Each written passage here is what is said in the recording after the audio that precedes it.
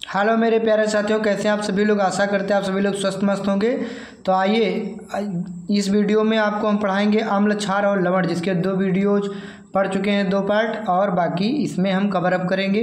तो जैसे कि आप BPSC 4.0 की तैयारी कर रहे हैं तो आपके लिए वीडियो बहुत हेल्पफुल रहेगा। साथ में CTET तैयारी कर रहे हैं या टेट की कर रहे हैं या फिर RRB, रेलवे ग्रुप D या NTPC, तो आप में अगर विज्ञान में टॉपिक है अम्ल, क्षार, लवण आते ही हैं क्वेश्चन, तो उसमें आपको हम इस टॉपिक के माध्यम से कवर अप कराएंगे। तो देखिए, जो लाल लिटमस होता है उसका ओरिजिनल कलर लाल होता है और वो अम्ल के साथ कोई क्रिया नहीं करता, लेकिन क्षार में वो नीला हो जाता है। ठीक, इसी प्रकार नीला लिटमस क्या करता है, नीला लिटमस जो होता है वो उसका ओरिजिनल कलर तो ब्लू होता है, लेकिन वो अम्ल डालने पर वो लाल हो जाता है और क्षार में उसका कोई प्रभाव नहीं पड़ता है। ये पूरा चार्ट है, इसको देख लेना। ये हिंदी में मैं आपको बता रहा हूँ। जैसे हल्दी पीली होती है तो अम्ल डालने पर उसमें कोई प्रभाव नहीं आएगा, लेकिन क्षार मिलाने पर, जैसे चूना वगैरह, तो लाल भूरे रंग की हो जाएगी। इसी प्रकार लाल गोभी रंग के पत्ता जो होता है उसमें उसका मूल रंग बैंगनी होता है, लेकिन अम्ल में वो लाल हो जाएगा और क्षार में पीला हो जाएगा, या हरा सा पीला हो जाएगा, हरा सा पीला। फिनाइलफ्थलीन जो होता है उसका मूल रंग कोई नहीं होता, बेरंग होता है। अम्ल में भी कोई रंग नहीं होता, लेकिन क्षार में वो गुलाबी हो जाएगा। मेथिल ऑरेंज कलर का होता है और ये अम्ल में लाल और क्षार में पीला हो जाएगा। प्याज में रंग से कोई मतलब नहीं है। गंध होती है प्याज और वनीला लौंग के तेल में, तो क्षार में वो क्या हो जाती है, उसकी गंध गायब हो जाती है। यहाँ पर प्रश्न देखेंगे, ABCD अवलोकन है। तो यहाँ पर कहा जा रहा है कि इसमें जो है, देखिए कि क्या किस विद्यार्थी द्वारा किया गया अवलोकन सही है, कौन सा विद्यार्थी सही अवलोकन कर रहा है। जैसे स्टूडेंट A है, कलर चेंज टू ब्लू, नीले रंग में बदलाव हो गया, इसमें नो चेंज, यानी कोई प्रभाव नहीं पड़ा है। तो ये क्या होगा,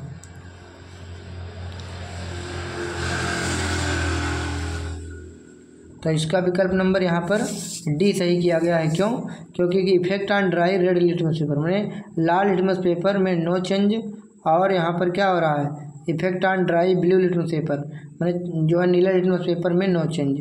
तो ना तो क्या है भाई, यहाँ पे क्या लिखा है, dry red litmus paper, dry blue litmus paper. Dry माने ये दोनों सूखे, इसमें पानी है ही नहीं, पानी नहीं है तो वो अम्ल के साथ भी कोई प्रयोग नहीं दिखाएंगे, ना तो क्षार के साथ, इसीलिए विकल्प नंबर D राइट आंसर है। अगला देखते हैं, कोई छात्र सोडियम हाइड्रोक्साइड के तन विलयन की एक बूंद पहले नीले लिटमस पेपर पर और फिर लाल लिटमस पेपर पर डालता है, वह यह परीक्षण करेगा कि, देखो क्या करता है, कोई छात्र सोडियम हाइड्रोक्साइड यानी क्षार कहाँ डालता है, नीले लिटमस पेपर पर और लाल लिटमस पेपर। तो नीले लिटमस पेपर में कोई परिवर्तन नहीं होगा, लेकिन लाल लिटमस पेपर क्या हो जाएगा, नीला, क्योंकि क्षार क्या करता है, लाल को नीला।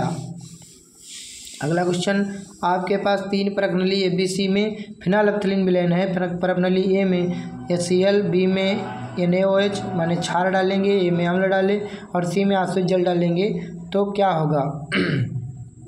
तो देखो A यानी अम्ल है, तो अम्ल में फिनाइलफ्थलीन डालने पर कोई प्रभाव नहीं पड़ेगा, रंग ही नहीं रहेगा। क्षार में डालने पर क्या होगी, गुलाबी रंग देगा। और C में आश्रित जल यानी उदासीन ही हो गया है, तो यहाँ पर भी रंग ही नहीं रहने वाला है। चलिए अगला क्वेश्चन देखते हैं, निम्नलिखित में से कौन सा युग्म एसिड बेस इंडिकेटर अम्ल क्षार संकेतक के रूप में उपयोग में लाया जा सकता है। तो इसका आंसर है लाल बंद गोभी का पत्ता और हल्दी। ठीक, ये दोनों कैसे हैं, नेचुरल हैं। नमक को नहीं ला सकते हैं, हल्दी तो ले सकते हैं, केले की पत्तियां नहीं ले सकते, बंद गोभी की पत्तियां लेंगे, नींबू का रस नहीं ले सकते, हल्दी को प्रयोग कर सकते हैं किस संकेतक के रूप में। किसी छात्र के पास हल्दी का गाढ़ा पेस्ट है और इस पेस्ट को हाइड्रोक्लोरिक अम्ल और सोडियम हाइड्रोक्साइड के जलीय विलयन में अलग अलग डालने पर वह किन रंगों का परीक्षण करेगा। देखो, अम्ल में डालने पर वो पीली ही रहेगी, यानी कोई प्रभाव नहीं पड़ेगा, और क्षार में डालने पर वो लाल हो जाएगी। ठीक, लाल भूरी भी कह सकते हो। तो यहीं पर पहला मतलब दूसरा राइट आंसर हो जाएगा। अगला देखते हैं, आपके पास प्रश्नावलियाँ 2 हैं A B। प्रश्नावली A में हल्दी का पेस्ट भरा, जबकि प्रश्नावली B में फिनाइलफ्थलीन का जलीय विलयन भरा। इन दोनों प्रश्नावलियों में तन हाइड्रोक्लोरिक अम्ल की बूंदें डालने पर क्या होगा। देखो, अम्ल हल्दी पे डालोगे तो कोई प्रभाव नहीं पड़ेगा, यानी पीला का पीला ही रहेगा, जबकि फिनाइलफ्थलीन गुलाबी रंग देगा। 1 मिनट, ये पीला रहेगा, लेकिन बी में रंगहीन रहेगा। बी रंगहीन का मतलब क्या है, फिनाइलैप्थलीन में। अच्छा, अम्ल डालोगे तो अम्ल में कोई प्रभाव नहीं पड़ता, क्षार डालते तो फिनाइलैप्थलीन गुलाबी रंग देता। तो यहाँ पर राइट आंसर दूसरा हो जाएगा। चलिए अगला देखते हैं क्वेश्चन। आपके पास प्रश्नावलियाँ एक्स वाई और जेड हैं जो 3 विभिन्न विलयनों से आधी आधी भरी हैं। 3 प्रश्नावलियाँ हैं, तीनों जो है इसमें आधी आधी भरी हुई हैं। एक्स में सोडियम क्लोराइड डालते हैं NaCl, और वाई में सोडियम हाइड्रोक्साइड में क्षार डालते हैं NaOH, और जेड में तन्वाट इसमें अम्ल डालते हैं और इसमें उदासीन। तो कह रहा है कि फिनाइलैप्थलीन विलयन की एक एक बूंद डालोगे तो क्या होगा। देखो, NaCl वाले में डालोगे तो कोई प्रभाव नहीं पड़ेगा, ठीक। क्षार में डालोगे तो गुलाबी हो जाएगा, और अम्ल में डालोगे तो कोई प्रभाव नहीं पड़ेगा। तो रंगहीन, गुलाबी और फिर रंगहीन। तो राइट आंसर हमारा पहला ही सही हो जाएगा। क्वेश्चन इसमें पूछा जा रहा है कि निम्नलिखित में से कौन सा घरेलू पदार्थ लाल लिटमस को नीला कर देगा। लाल लिटमस को नीला कौन करता है, क्षार करेगा। क्षार इसमें से देख लो कौन कौन है, तो बेकिंग सोडा क्षार है, ए विकल्प राइट आंसर। और इसके बाद सिरका और नींबू का रस तो खट्टे पदार्थ अम्ल हैं, ये नहीं होंगे। और कोई भी व्यंजन, यानी कोई भी व्यंजन जैसे ब्लीचिंग पाउडर, तो ये भी सही होगा, ए और डी राइट आंसर। निम्नलिखित में से सही कथनों की पहचान कीजिए। तो जो है यहाँ पर देखिए, क्षार स्वाद में खट्टे होते हैं, गलत। स्वाद में खट्टे अम्ल होते हैं। क्षारों का pH मान 7 से कम होता है, गलत। अम्लों का होता है। क्षार नीले लिटमस को लाल कर देते हैं, गलत है। क्षार लाल लिटमस को नीला करते हैं। क्षार फिनाइलैप्थलीन के साथ गुलाबी रंग देते हैं, बिल्कुल सही है। ABCD के नमूने अपनी प्रकृति के लिए हल्दी तथा फिनाइलैप्थलीन का प्रयोग करके जांचे जाते हैं तथा उनका अवलोकन रिकॉर्ड किया जाता है। तो देखिए यहाँ पर क्या है, ये हल्दी डालने पर लाल हो जाता है, तो ये तो भाई लाल हो जाएगा, तो वो क्षार होगा। फिनाइलैप्थलीन डालने पर गुलाबी हो जाता है, ये भी क्षार होगा। हल्दी डालने पर पीला ही रहता है, अम्ल रहेगा। फिनाइलैप्थलीन डालने पर रंगहीन हो जाता है। तो ABCD की प्रकृति के विषय में क्या निष्कर्ष हो सकता है, तो यहाँ पर दिया गया है।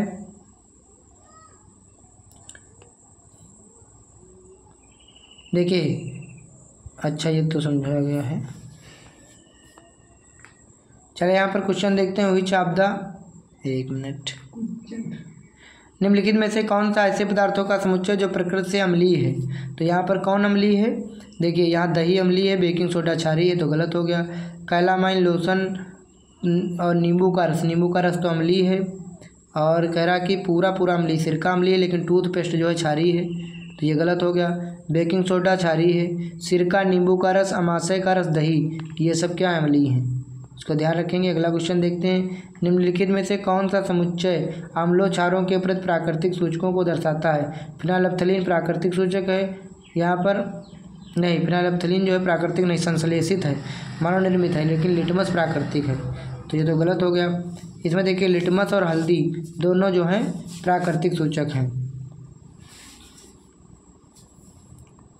कोई पदार्थ प्रकृति में अम्लीय है या क्षारीय या जांचने के लिए सामान्यतया सर्वाधिक प्रयुक्त प्राकृतिक सूचक लिटमस ही है। लिटमस का निष्कर्षण कहाँ से लिया गया, तो लिटमस जो है लाइकेन से बनाया जाता है, यानी सैग के नाम से, सैग कहते हैं हिंदी में इसको, अंग्रेजी में लाइकेन्स कहते हैं। लाइकेन्स के पौधे से बनाया जाता है। पार्ट 4 देखते हैं, अम्ल, क्षार और लवण इसी वीडियो में कवर अप करेंगे। तो उदासीनीकरण क्रिया सबसे पहले देखते हैं क्या होती है। जब एसिड का समाधान क्षारकी, मतलब अम्ल क्षार आपस में क्रिया करते हैं तो लवण और जल बनता है, इसको हम लोग उदासीनीकरण क्रिया कहते हैं। यह घटना को उदासीनीकरण क्रिया कहा जाता है। इसमें ऊष्मा निकलती है, और लवण और जल और ऊष्मा निकलती है, ठीक। देखिए यहाँ पर एसिड बेस मिलेंगे तो जल और साल्ट बनता है, जैसे कि हमने यहाँ पे HCl और NaOH मिलाया है तो H2O और NaCl बना, ठीक, यहाँ पे देख सकते हैं। रोज़मर्रा में उदासीनीकरण, यहाँ पे रोज़मर्रा में प्रतिदिन आप लोग देखते हैं कि हमारा पेट बैक्टीरिया को मारने के लिए हाइड्रोक्लोरिक अम्ल छोड़ता है। यदि कोई हो भोजन में मौजूद तो मर जाए, कीटाणु ना अंदर जाने पाए। डाइजेशन के समय हमारे पेट में रिलीज होने वाला HCl भोजन के पाचन में मदद भी करता है। कभी कभी हमारा पेट ज़्यादा से ज़्यादा HCl का बना लेता है, तो क्या होता है, पेट में दर्दनाक स्थिति हो जाती है और पेट में जलन और खट्टी डकारें आने लगती हैं। तब हम उसके जलन को दूर करने के लिए मिल्क ऑफ मैग्नीशिया बेस होने के कारण हाइड्रोक्लोरिक अम्ल को बेअसर कर देता है। जब हम उसको इनो वगैरह पी लेते हैं तो उसमें क्या होता है, मिल्क ऑफ मैग्नीशिया MgOH का होल ट्वाइस। तो ये देखिए अम्ल था, ये क्षार था, आपस में क्रिया हुई तो ये उदासीनीकरण क्रिया हो गई, जिससे लवण और जल बना, हमारे पेट को आराम मिली। आयन टेस्टिंग माने चींटी का दंश जो होता है, चींटी का डंक, चींटी के डंक या मधुमक्खी के डंक में मेथेनोइक अम्ल होता है, HCOOH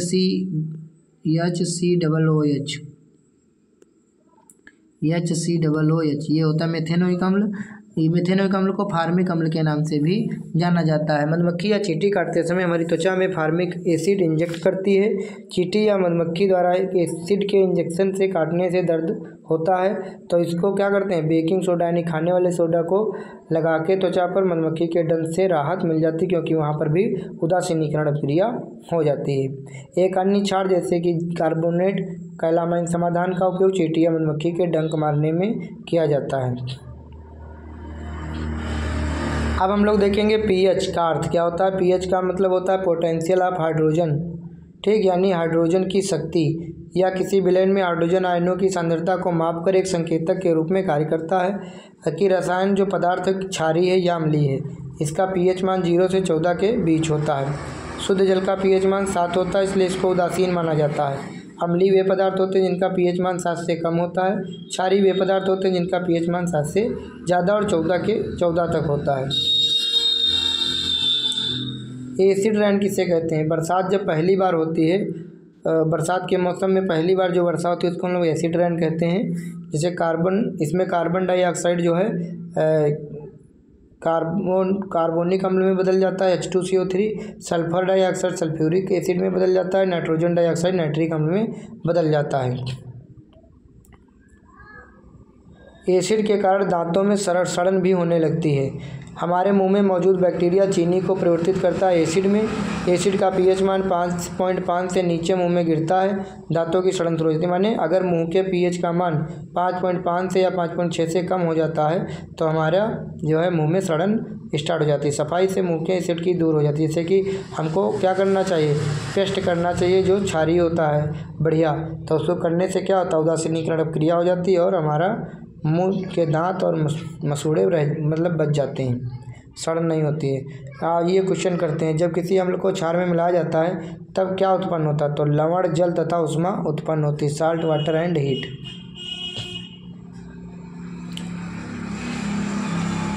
निम्नलिखित में से किसका पीएच 7 से अधिक है? क्षार का पीएच 7 से अधिक होगा। इसमें क्षार कौन है? प्लाज्मा, रक्त प्लाज्मा, ब्लड प्लाज्मा। प्लाज्मा शरीर में कितना पाया जाता है? 55% पाया जाता है।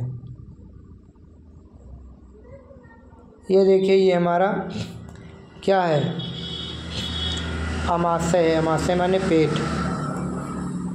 इसको जो हम लोग कार्डियक भाग कहते हैं, यहाँ पर फंडिक कहते हैं और यहाँ पर पायरोलिक भाग कहा जाता है। गैस्ट्रिक जूस के नाम से ज्ञात पाचक द्रव अमाशय में उत्पादित होता है। यहीं पर HCl भी बनता है, हाइड्रोक्लोरिक अम्ल। इसका पीएच मान 1.5 से 3.5 के बीच होता है और ये भोजन को अम्लीय बनाता है। रक्त प्लाज्मा, मानव रक्त एक तत्व है जिसका पीएच अल्प क्षारीय या क्षारीय विशिष्ट होता है, 7.4 होता है। यह आवश्यक प्रोटीन से भरपूर होता है और पूरे शरीर में पोषक तत्व, हार्मोन और प्रोटीन के परिवहन के वाहन के रूप में कार्य करता है रक्त प्लाज्मा। सिरका अम्लीय तरल में आमतौर पर मात्रा के अनुपात में 5 से 20% स्टिक अम्ल होता है, जो इसकी अम्लीय प्रकृति का कारण बनता है। स्टिक अम्ल यानी CH3COOH। इसे बनाने में प्रयुक्त किण्वन तकनीक इसकी अम्लता प्रदान करती है। कैसे बनता है? वायु की अनुपस्थिति में बनता है, हवा की आवश्यकता नहीं होती है। और किस विधि से बनता है? तो किण्वन विधि से बनता है, फर्मेंटेशन मेथड से बनता है। इसका पीएच मान सामान्यतः 2.5 के आसपास रहता है। आम्ल क्षारों के साथ अपक्रिया करके नमक और जल बनाता है। इस अपक्रिया को क्या कहा जाता है? न्यूट्रलाइजेशन रिएक्शन कहते हैं, यानी उदासीनीकरण अपक्रिया कहा जाता है। अगला कह रहा मैग्नीशियम हाइड्रोक्साइड MgOH का होल ट्वाइस का उपयोग किसके रूप में करते हैं? मिल्क ऑफ मैग्नीशिया का। तो प्रति अम्ल एंटी एसिड यानी अम्लता को दूर करने के लिए किया जाता है, प्रति अम्ल के रूप में। उदासीनीकरण अपक्रिया के लिए निम्नलिखित में से क्या गलत है? यह एक अम्ल और क्षार के बीच की क्रिया, बिल्कुल सही। इस अपक्रिया में एक नया पदार्थ लवण बनता है, बिल्कुल सही। निर्मित लवण प्रकृति में केवल अम्लीय केवल क्षारीय होते हैं, गलत। अभिक्रिया में सर्वदा ऊष्मा अवशोषित होती है, गलत, ऊष्मा तो निकलती है। तो यहाँ पर ये दोनों विकल्प सी और डी गलत हैं। यक्स हमारे पेट में मौजूद रसायन है और भोजन के पाचन के लिए आवश्यक है। जब यक्स अधिक मात्रा में स्रावित होता है तो यह आपत जैसी समस्या का कारण बनता है। वाई एक रसायन है जिसका उपयोग इस स्थिति के उपचार के लिए किया जाता है। यक्स और वाई क्या होंगे? तो देखो हमारे पेट में अमाशय में क्या बनता है? यह Cl अम्ल बनता है। और वाई कैसे दूर कर सकते हैं? तो मिल्क ऑफ मैग्नीशिया पी करके इसको दूर कर किया जा सकता है। तो राइट आंसर हमारा सी विकल्प होगा। निम्नलिखित में से कौन सा एक उदाहरण दैनिक जीवन में उदासीनीकरण का नहीं है? अम्लीयता के लिए मिल्क ऑफ मैग्नीशिया बिल्कुल सही। चींटी काटने पर बेकिंग सोडा रगड़ना, ये भी सही। कैलामाइन मृदा कान बुझे चूने द्वारा उपचार, सही। आयरन पर जिंक का परत चढ़ाना, ये क्या है? ये संक्षारण से बचाव के लिए। इसको हम लोग गैल्वेनीकरण कहते हैं, गैल्वेनाइजेशन। स्वावलंबी पैदल यात्रा पर गया। पैदल चलते समय यकायक उसका हाथ पहाड़ी के अनुदिश पार्श्व में उगी किसी झाड़ी से लग गया। उसने डंक लगने का अनुभव किया, यानी अम्ल उसके अंदर चला गया। तुरंत ही एक पौधे से पत्ती ली, उसे मसला और उसके रस को हाथ पे डाला और उसका जो है आराम मिली। तो ये देखिए, जब काटा होगा तो अम्लीय माध्यम अंदर गया होगा और जब रगड़ा तो क्षारीय माध्यम को रगड़ा, तो ये अम्लीय और क्षारीय होगा। आइए देखते हैं पार्ट 5 भी इसी वीडियो में कवर अप करेंगे और पार्ट 6 भी। तो फटाफट देखते हैं ब्लीचिंग पाउडर क्या होता है। विरंजक चूर्ण, तो ध्यान देंगे विरंजक चूर्ण क्या होता है। क्लोरीन का उपयोग ब्लीचिंग पाउडर के निर्माण के लिए किया जाता है। ब्लीचिंग पाउडर कह लीजिए या इसको विरंजक चूर्ण हिंदी में कह लीजिए। इसका रासायनिक सूत्र होता है CaOCl2। और ये बनता कैसे है? तो शुष्क बुझे हुए चूने में क्लोरीन गैस प्रवाहित करने पर जो है बनता है CaOCl2 और प्लस H2O, यानी यहाँ पर ये हो गया विरंजक चूर्ण।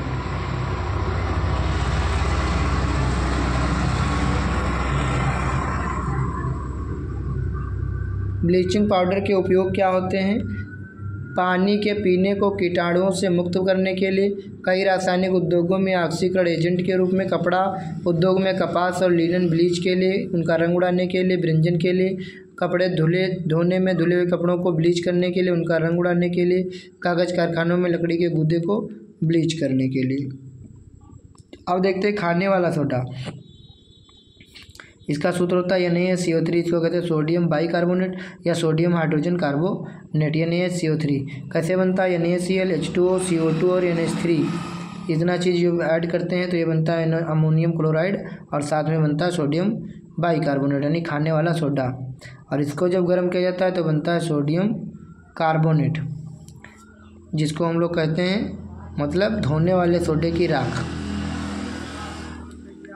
बेकिंग सोडा का रासायनिक नाम सोडियम हाइड्रोजन कार्बोनेट है। इसका उपयोग रसोई में स्वादिष्ट खाद्य पदार्थ बनाने के लिए किया जाता है। यह एक हल्का और गैर संक्षारक बुनियादी लवण है। खाना पकाने के दौरान इसकी रासायनिक प्रतिक्रिया होती है।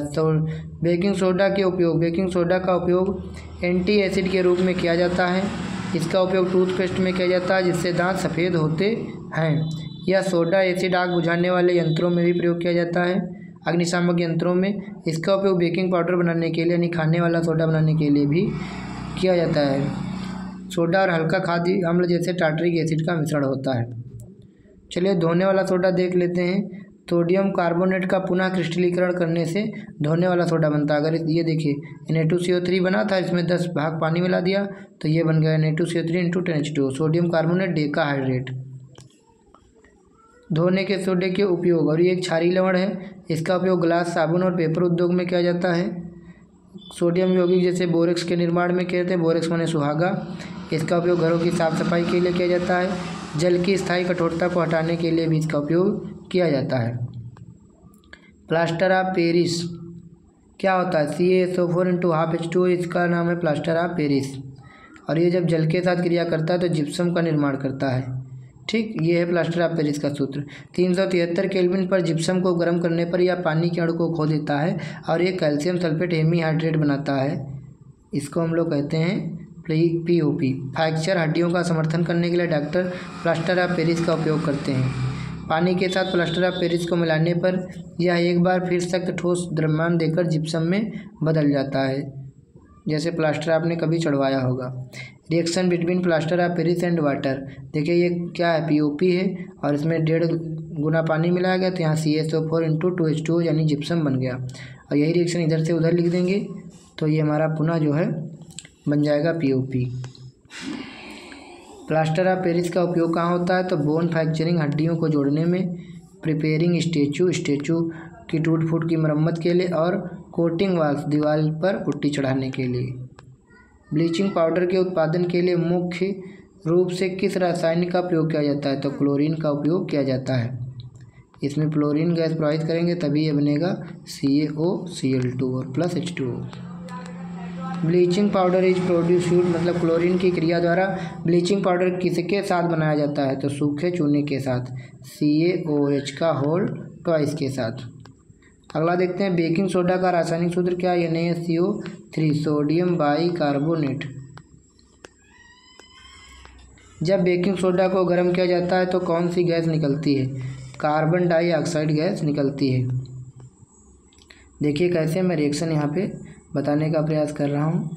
बेकिंग सोडा को जब गर्म करता, NaCO3 है और इसको 2 भाग ले लेंगे, जब गर्म करेंगे तो बनेगा देखो Na2CO3 और प्लस H2O और प्लस CO2, तो कार्बन डाइऑक्साइड गैस बनेगी यहाँ पे। चलिए, बेकिंग सोडा का उपयोग अग्निशामक यंत्रों में भी किया जाता है क्योंकि यह कार्बन डाइऑक्साइड को छोड़ता है इसलिए, और कार्बन डाइऑक्साइड से आग बुझ जाएगी इसलिए। धोने के सोडा का रासायनिक सूत्र क्या है, Na2CO3 × 10H2O। धोने का सोडा तैयार करने के लिए किस प्रक्रिया का उपयोग किया जाता है, साल्वे प्रक्रम या साल्वे प्रक्रिया का प्रयोग किया जाता है, ध्यान रखेंगे। हाइबर विष से क्या बनती है, तो हाइबर विष से अमोनिया का निर्माण होता है। संपर्क विधि या शीश विधि से सल्फर डाइऑक्साइड का निर्माण होता है। और जो है बायर प्रक्रम से किसका प्रयोग होता है, वो आप लोग कमेंट करके बताएंगे। अगला देखिए, धोने का सोडा पानी में किस प्रकार की कठोरता को हटाने के लिए उपयोग किया जाता है, तो जल की स्थायी कठोरता को हटाने के लिए किया जाता है, परमानेंट हार्डनेस को हटाने के लिए, या कह लीजिए कठोर जल को मृदु करने के लिए प्रयोग में लाया जाता है। अगला देखिए, 373 केल्विन पर जिप्सम को गर्म करने पर क्या होता है, यह पानी के अणु को खो देता है और प्लास्टर ऑफ पेरिस का निर्माण करता है, पीओपी बनाता है, ठीक, जब जिप्सम को गर्म करते हैं। प्लास्टर ऑफ पेरिस को रासायनिक रूप से किस नाम से जाना जाता है, कैल्शियम सल्फेट हेमीहाइड्रेट, Ca, इसका फार्मूला क्या होता है, CaSO4 × 12H2O। टूटी हुई हड्डियों की रक्षा के लिए प्लास्टर ऑफ पेरिस का प्रयोग होता है, यह क्या है, प्लास्टर ऑफ पेरिस एक जिप्सम ही है, क्योंकि जब इसमें जल मिल जाता है तो यह कठोर पदार्थ जिप्सम बन जाता है। और जिप्सम का सूत्र होता है CaSO4 × 2H2O।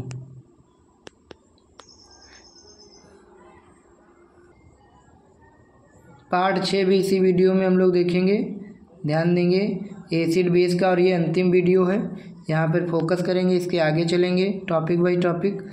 यहाँ देखिए क्रिस्टलन का जल क्या होता है, तो जैसे आप लोग सूत्र देखते हैं CaSO4, अभी हम बता रहे थे CaSO4 × 2H2O, तो जो ये जल लगा होता है अलग से, इसी को हम क्रिस्टलन का जल कहते हैं, ठीक। जैसे कि यहाँ पर कई लवड़ों में पानी होता है, लवड़ में मौजूद पानी के अणुओं को क्रिस्टलन के पानी के रूप में जाना जाता है। अगर हम कॉपर सल्फेट के क्रिस्टल को गर्म करते हैं तो इसमें जल निकल जाता है और लवण सफ़ेद रंग का हो जाता है। कॉपर सल्फेट क्या होता है, CuSO4 × 5H2O, नीला होता, तो इसमें कितने जल के 5 अणु हैं।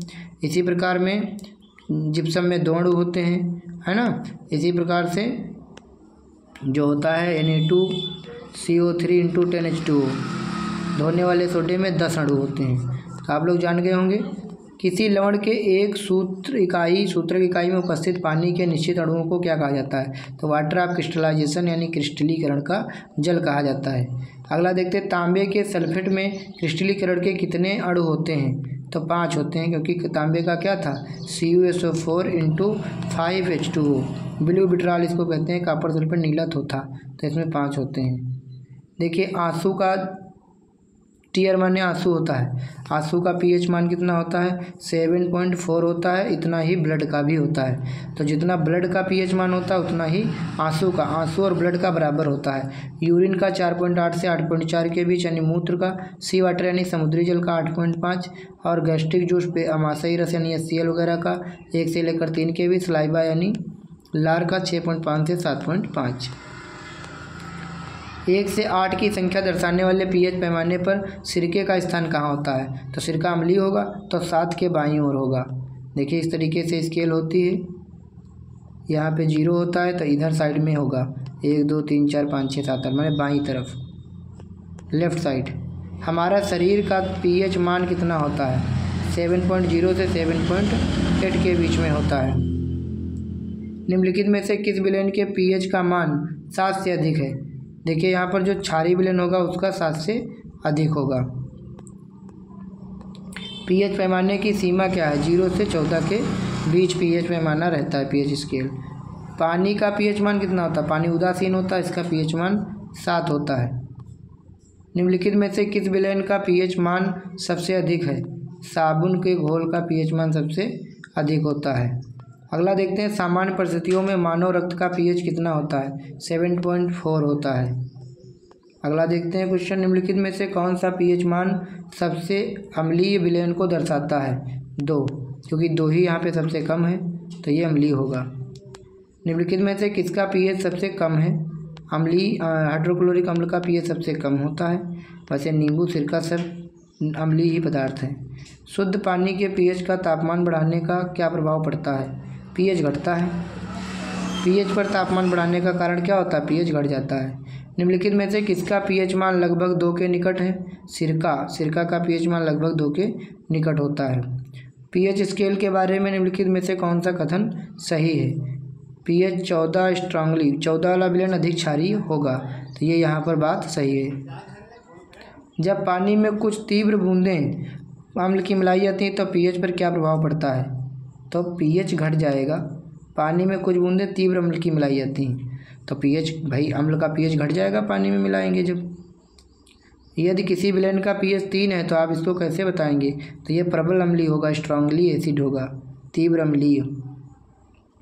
जब किसी विलेन को पानी से पतला किया जाता है तो पीएच पर क्या प्रभाव पड़ता है? माने उसका पीएच जो है क्या हो जाएगा? जब विलेन को पानी से पतला किया जाता है, मतलब पानी उसमें मिलाया जाता है, तो पीएच भाई घट जाएगा। पीएच क्या होगा? घट जाएगा। पीएच घटेगा नहीं, मतलब उसका अम्लीय कम होगा, इसलिए पीएच बढ़ जाएगा। पीएच इंक्रीज होगा, पीएच मान बढ़ेगा। तो ये थे कुछ टॉपिक जो मैंने आपको कवर करा इस वीडियो में। मिलते हैं आपसे नेक्स्ट वीडियो में, तब तक के लिए धन्यवाद।